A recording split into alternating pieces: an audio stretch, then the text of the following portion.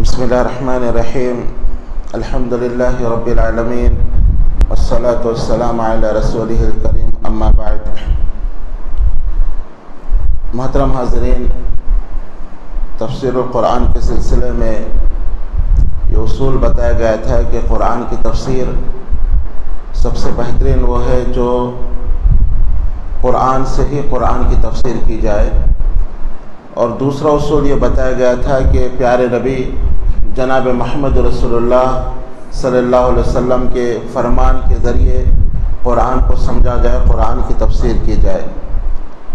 صحابہ اکرام رضی اللہ عنہم اجمعین جب بھی ان کو کوئی مسئلہ سمجھ میں نہیں آتا، فوراً وہ اللہ کے رسول صلی اللہ علیہ وسلم کی طرف رجوع کرتے، حالانکہ وہ عربی داں تھے، وہ انشاء پرور تھے، عربی ان کی زبان تھی اور قرآن عربی زبان میں نازل ہوا۔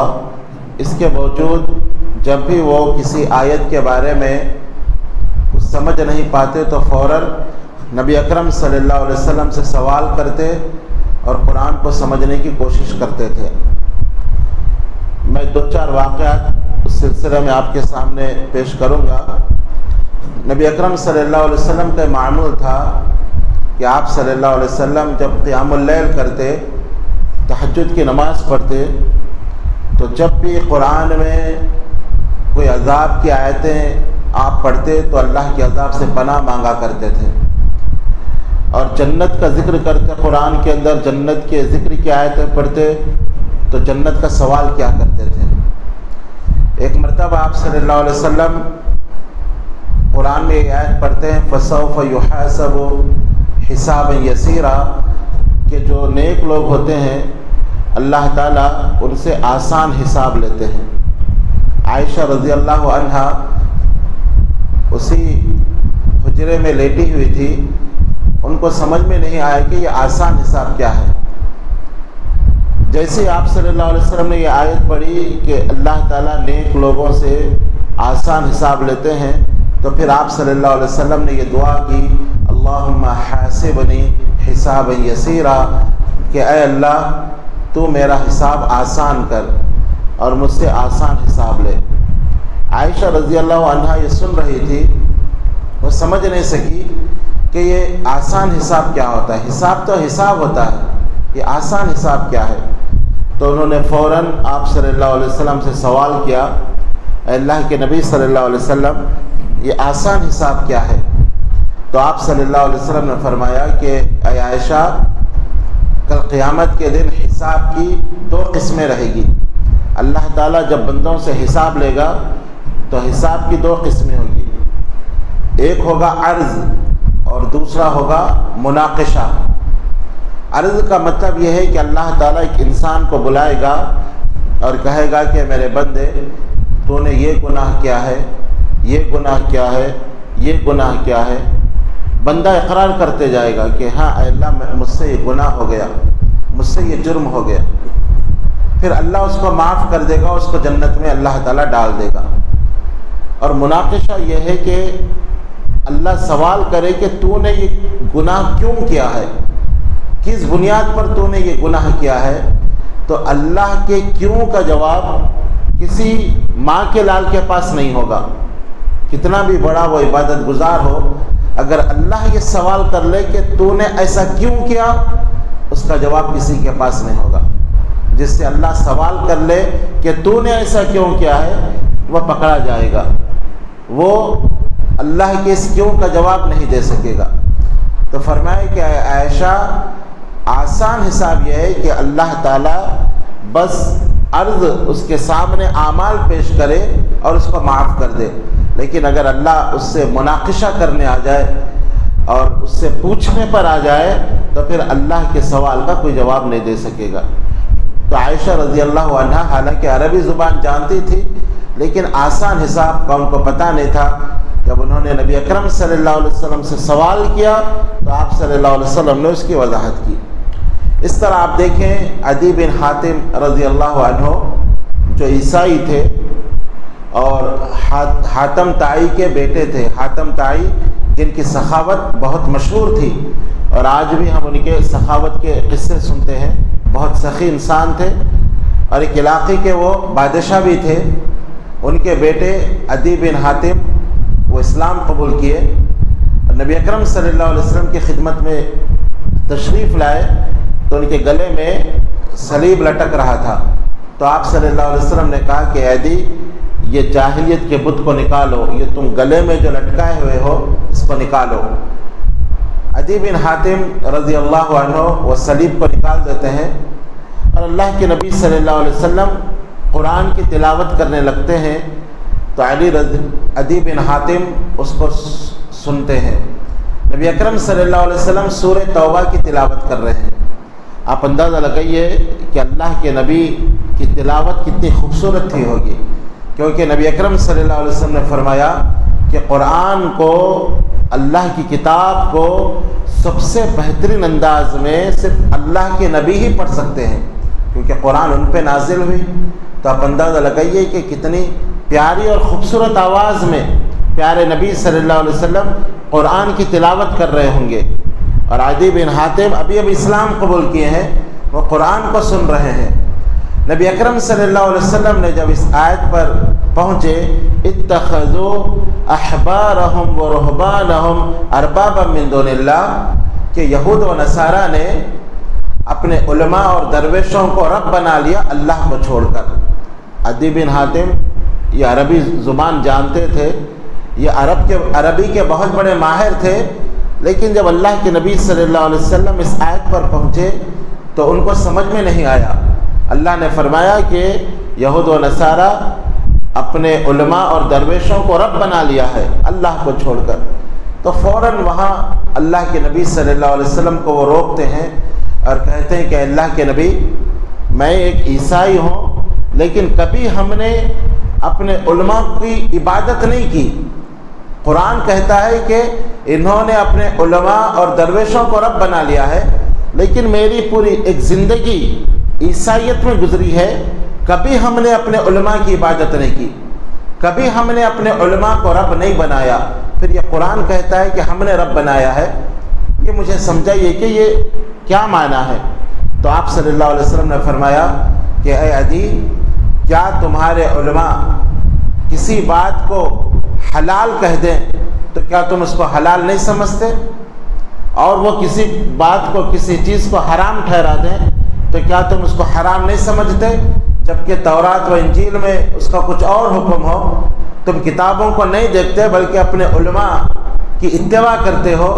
عالم اگر تمہارا کہہ دے کہ یہ چیز جائز ہے تم جائز سمجھ لیتے ہو، یہ کہہ دے کہ ناجائز ہے تم ناجائز سمجھ لیتے ہو، تمہارے علماء کہہ دے یہ حلال ہے بغیر کسی دلیل کے تم اس کو حلال سمجھ لیتے ہو، کہہ دے کہ یہ حرام ہے تم اس کو حرام سمجھ لیتے ہو۔ تو عدی رضی اللہ عنہ نے کہا کہ ہاں اللہ کے نبی صلی اللہ علیہ وسلم یہ تو ہم کرتے ہیں۔ تو آپ صلی اللہ علیہ وسلم نے فرمایا تلک عبادتہم، یہی تو ان کی عبادت ہے، حلال و حرام، جائز و ناجائز کا اختیار یہ اللہ تعالیٰ کے پاس ہے، اور تم اپنے علماء اور درویشوں کی باتوں کو جو وہ حلال کہہ دے تم حلال مان لیتے ہو، جس کو وہ حرام کہہ دے تم حرام سمجھ لیتے ہو، یہی تو ان کو رب بنانا ہوا۔ تو آپ اندازہ لگائیے صحابہ کرام رضی اللہ عنہ مجمعین کیسے قرآن کی آیتوں کی تشریح اور تفسیر کے لیے نبی اکرم صلی اللہ علیہ وسلم کے فرمان کی طرف رجوع کرتے تھے۔ دوسرا واقعہ عدی بن حاتم رضی اللہ عنہ کا یہ ہے کہ اللہ تعالیٰ نے جب قرآن میں یہ آیت نازل کی روزے کا حکم بیان کرتے ہوئے، کلوا واشربوا حتى يتبين لكم الخيط الابيض من الخيط الاسود من الفجر ثم اتموا الصيام الى الليل، کہ تم رمضان کی راتوں میں کھاؤ اور پیو یہاں تک کہ سفید دھاگا کالے دھاگے سے نمایاں نہ ہو جائے، اور اس کے بعد تم رات تک اپنے روزے کو پورا کرو۔ جب یہ آیت نازل ہوئی تو عدی بن حاتم رضی اللہ عنہ نے دو دھاگے لیے، ایک سفید اور ایک کالا، اور یہ دو دھاگوں کو وہ تکیے کے نیچے رکھے اور سو گئے۔ رات میں اٹھتے اور دو دھاگوں کو دیکھا کرتے، جب دو دھاگوں میں ان کو فرق معلوم ہوا کہ یہ سفید دھاگا ہے یہ کالا دھاگا ہے، تو انہوں نے کھانا اور پینا بند کیا۔ نبی اکرم صلی اللہ علیہ وسلم کے پاس تشریف لائے اور کہا اللہ کے نبی، اللہ نے قرآن میں فرمایا کہ تم کھاؤ پیو یہاں تک کہ سفید دھاگا کالے دھاگے سے الگ نہ ہو جائے، تو میں نے رات میں اپنے تکیے کے نیچے 2 دھاگوں کو رکھا اور دیکھتا رہا۔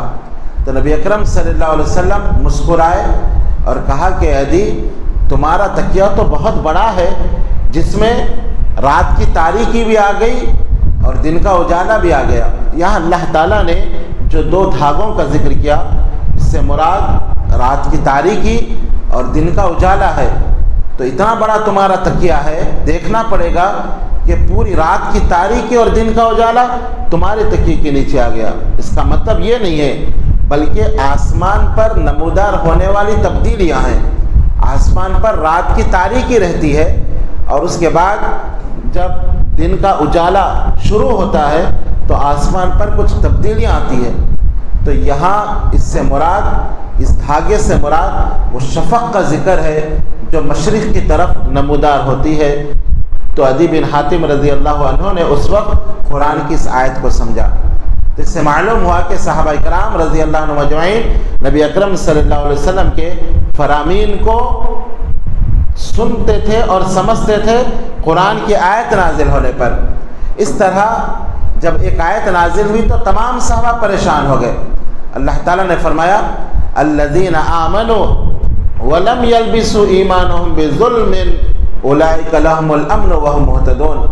بے شک جو لوگ ایمان لائے اور اپنے ایمان کو ظلم سے نہیں ملایا بلکہ ظلم سے بچے رہے، ان کے لیے امن ہے اور وہ ہدایت یافتہ ہے۔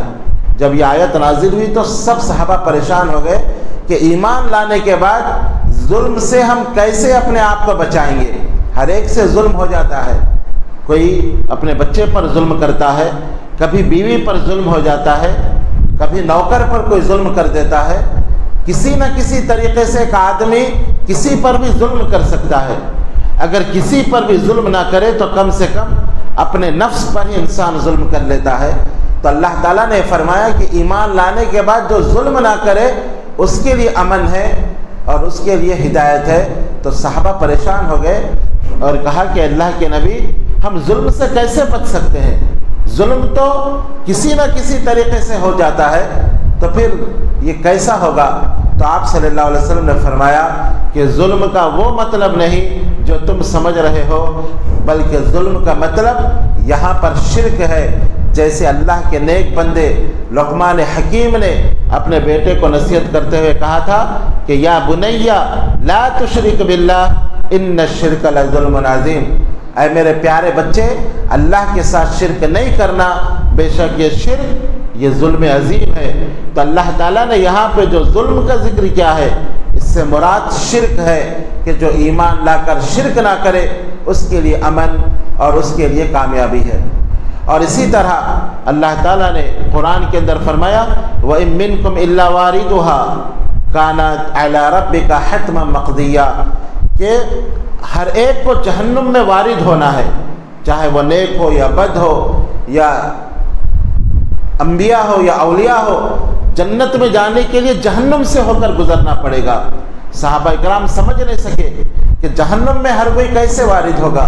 نبی اکرم صلی اللہ علیہ وسلم نے حدیث میں اس کی تشریح کی کہ جہنم میں وارد ہونے کا مطلب پل صراط پر وارد ہونا ہے، جو جہنم کے اوپر ایک پل ہے اور ہر ایک کو وہاں سے گزرنا ہوگا۔ جب تک وہ پل صراط سے کوئی نہیں گزرے گا وہ جنت میں داخل نہیں ہوگا، اس لیے کہ میدان محشر اور جنت کے درمیان جہنم ہے اور جہنم پر یہ پل ہے، اور جنت میں جانے کے لیے ہر ایک کو اس پل پر سے گزرنا ہوگا، اور یہ پل بال سے زیادہ باریک تلوار سے زیادہ تیز ہے۔ اور آپ صلی اللہ علیہ وسلم نے گزرنے کی کیفیت بتائی کہ کوئی لوگ بجلی کی طرح اس پل سے گزریں گے، کوئی طوفان کی طرح گزریں گے، کوئی آندھی کی طرح گزریں گے، کوئی ہواؤں کی طرح گزریں گے، اپنے اپنے اعمال کے مطابق جن کے پاس روشنی ہوگی وہ لوگ اس پل پر سے گزریں گے۔